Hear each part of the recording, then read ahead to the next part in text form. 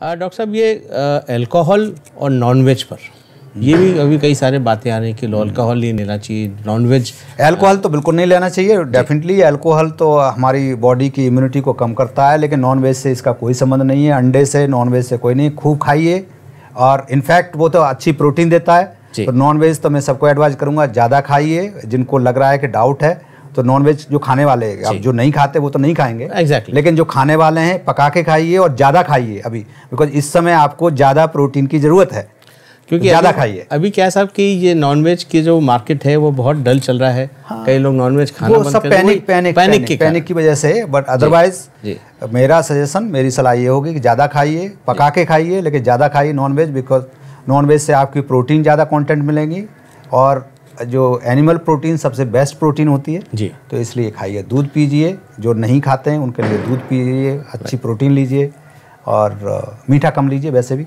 अब तो खैर बहुत अच्छी बात है।